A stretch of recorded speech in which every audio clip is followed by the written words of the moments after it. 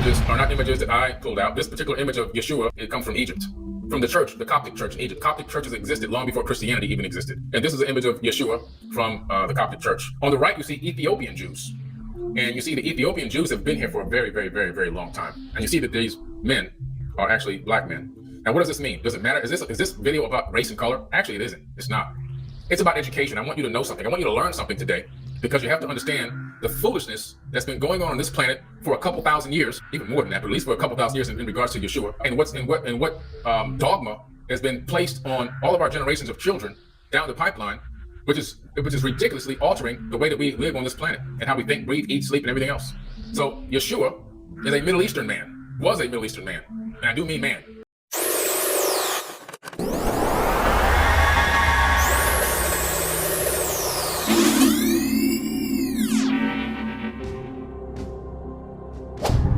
I always question people, do you really think Mary had a miracle baby? You know, and people be like, man, I don't know. I mean, seriously, I'm like, you got to understand, overstand, Yeshua was a real person. He was a human. He was no different than you and me. And this is what I'm saying. I'm trying to get people to understand it's within us. This is why I talk about emotions, how Satan is already within us.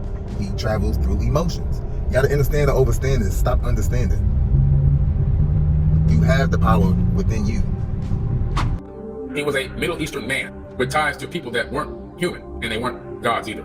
They were just advanced beings. What's interesting about Yeshua, he was a virgin birth according to the biblical text. But if you look into some of the older apocryphal texts, you discover that Yeshua's grandmother, Mary's mother, was also a virgin birth. We have evidence of in vitro fertilization in ancient times to create a specific line that this guy comes out. I tell people, you know, think about it. Yeshua had to go out and seek his gifts, the powers that he had within himself. Think about that. We have it within ourselves just as well. We're no different. We have it in our blood. And this is the God conscience that we need to bring back, Yeshua conscience. Like, we have to tap in, y'all. And we're not at all. We're too distracted with the world. Entertainment, and they know this. Wake up. And we need to also accept a lot of the things that we did do in the past that were wrong. So a lot of people get real happy when they hear, oh man, yeah, you know, Jesus was black. And to be honest with you, there were a lot of black people in this area. Africa extended far past where it is now. That you can't go by the invisible lines that people put on continents, and it extended all the way up into what we call the Middle Eastern area. But if you look at a lot of these biblical texts and tales, you find that people enslaved people. Hebrews enslaved other. Hebrews had their own slaves. I'm against slavery of any type. I'm against slavery of any race of people. I'm against slavery, period. If an animal knew how to enslave another animal, I'm against that. I'm against slavery, period. So when you try to own up to, you know, all this, yeah, it was us. Well, own up to all of it too. Own up to the slavery. Own up to the brutal murderings of women. Own up to the brutal rape of women. Own up to all of it. Own up to all of it. So the thing is to not get excited about what skin color somebody was. The thing is to get excited about learning the truth about the ancient past. Could Thoth and Jesus, A.K.A Yeshua, be the same person? Or could he have learned from Thoth, the Atlantino Tahuti, right? Same person. In my book, Compendium of the Emerald Tablets, I literally break down verses from the Bible and verses from the Emerald Tablets, and I put them side by side. And as you go down, you begin to say, bullshit, bullshit, bullshit. Bullshit. Hey, wait a minute. If this is ancient text, and this is only 2,000 years old, it's not even 2,000. 2,000 years old is a farce, because we know the Bible was written between 100 AD to 900 AD by Phoenicians, followers of Tahuti. So if we know that, then we have to say which comes first, the chicken or the egg. If the Compendium of the Emerald Tablets of Thoth were written 36 to 38,000 years ago, and then we have Yeshua, A.K.A Jesus, saying the same thing, right? Thousands and thousands of years later, he either is Tahuti or he learned from him. Of Yeshua. Was he a real person that existed? Yeah, because I've been to the house that he lived in, and I'm gonna show it to you in a minute when he was a kid. This image here is from Egypt. It's from the Coptic Museum. This is from the Coptic Museum. This is a very, very old image of Yeshua, not Jesus, not Hail Zeus, but Yeshua, giving a lesson and talking to people, possibly his disciples on the right, and possibly people that he's speaking to on the left, right, or vice versa, depending on which angle you're looking at this. What's interesting is this man did teach some amazing things, and he learned some amazing things. When he disappeared out of the Bible at the age of 12, he went to Egypt. Okay, that's where he went. He went to Egypt. Yeshua was the name of Jesus. His name was, the person they're trying to attribute that fake name to is actually Yeshua, which means Joshua in English, but Yeshua in the Middle East, right? And that's where I go into my lecture where I'm talking about where did Jesus go when he disappeared from the Bible? In the Bible, he's gone. Age of 12, poof, he's gone. Where did he go? He goes to Egypt. And when I take people on these grand tours of Egypt, I take them to the place where Jesus actually slept, where he lived for some time in Coptic Cairo. The bed that he slept in is a shrine that's still there to this very day, and it's guarded. And so he went to Egypt. Why did he go to Egypt? He went there to learn the Egyptian mysteries. From who? Tahuti. He was a student of Tahuti, right? So now when we say, could he either be Tahuti or is a student of Tahuti? Well, that's a much deeper conversation. That might be a whole other podcast, because this guy was such a wizard and magician. He had come back and incarnated at will over 10,000 lives, right, according to the Emerald Tablets, over the course of 100,000 years. Could he have gotten bored with that and said, you don't want to come through a womb of a woman and come out and see life as a human being and regain all my memory? So it's a possibility. But either way, he disappears out of the Bible at the age of 12. He goes to Egypt. He learns the Egyptian mysteries. Then there's a record of him going throughout Egypt into Nubia, and then even leaving there and going to Tibet. In Tibet, he learned how to heal with his hands. He learned the art of Qigong, Reiki, and all these other healing modalities through moving energy through the body. So he became a healer. Again, something that would be considered to be magic-like. And then from there, and that was confirmed by the Dalai Lama, by the way. Then he moved from there down into India, learning the mystic arts. Again, more quote-unquote magic. And from there, teaching reincarnation all the way back to Egypt. And then from there, the Bible picks back up at the age of 32. He says, God says, I call my son out of Egypt.